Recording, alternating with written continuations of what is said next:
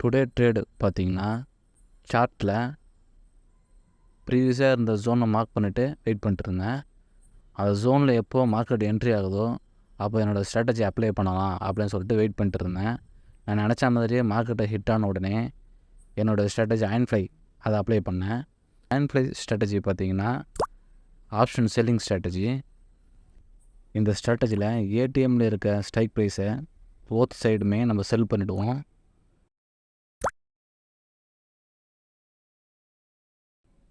ஏடிஎம்லேருந்து 1/4 இருக்கிற லெக்கு வந்து option by பண்ணிவிடுவோம்.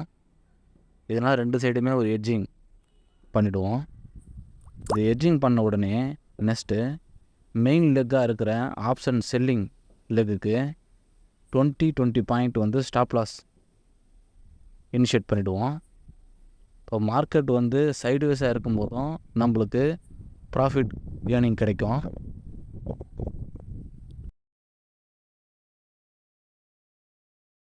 மோஸ்ட் ஆஃப் த டைம் வந்து பார்த்தீங்கன்னா மார்க்கெட் வந்து சைட்வேஸ் மார்க்கெட்டாக தான் இருக்கும். அந்த டைமில் வந்து இது நம்மளுக்கு இந்த ஸ்ட்ராட்டஜி சப்போர்ட்டாக இருக்கும்.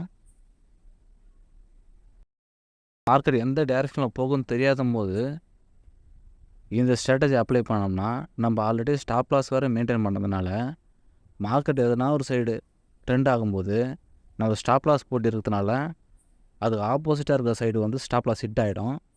ஸோ ஒரு சைடு மட்டும் ட்ரெண்ட் ஆகி போயிட்டுருக்கோம், நம்மளுக்கு ப்ராஃபிட் கெயினாக கிடைக்கும். இன்றைக்கி எடுத்த ட்ரேட்லேயும் பார்த்திங்கன்னா அப்படி தான் நான் மெயின்டைன் பண்ணியிருந்தேன். போத் சைடுமே ஸ்டாப் லாஸ் 20 பாயிண்ட் மெயின்டைன் பண்ணியிருந்தேன். என்னுடைய டார்கெட்டு பெர் லாட்டுக்கு 500 டார்கெட் வச்சுருந்தேன். இல்லை, நான் எடுத்த ட்ரேடு பார்த்திங்கன்னா ரியல் ட்ரேடாக எடுக்கல, விர்ச்சுவல் ட்ரேடை தான் எடுத்திருக்கேன். ஒரு நான் டைரக்ஷனல் ஸ்ட்ராட்டஜின்னு சொல்லுவாங்க.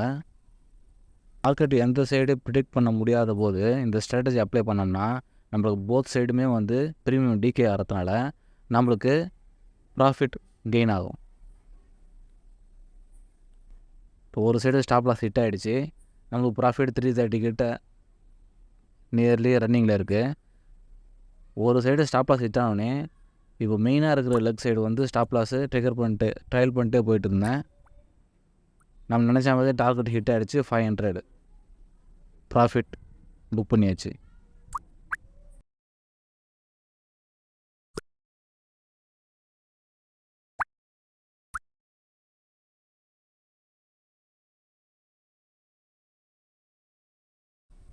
எனக்கு ஆப் டெமோ பார்க்கலாம்.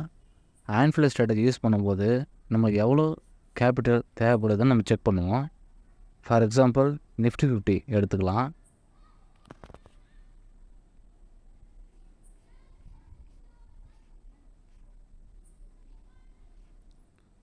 நிஃப்டி 50 ஆப்ஷன் செயினில் ஏடிஎம்மில் இருக்க 2 லெக்குமே நம்ம வந்து ஆப்ஷன் செல்லிங் பண்ணிவிடுவோம். அதன் ப்ரைஸ் பார்த்திங்கன்னா கால் சைடு 137 இருக்குது, அதை நம்ம ஃபஸ்ட்டு செல் பண்ணிட்டோம்.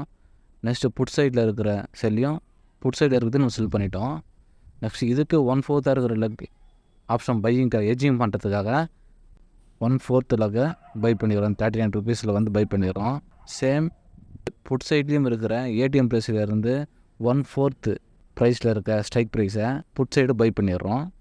இப்போ இதனால் ரெண்டு சைடும் வந்து எட்ஜிங்கில் இருக்குது. இப்போது நமக்கு தேவைப்படுற கேபிட்டல் பார்த்திங்கன்னா 32,587 கேபிட்டல் தேவைப்படுது பண்ணுறதுக்கு.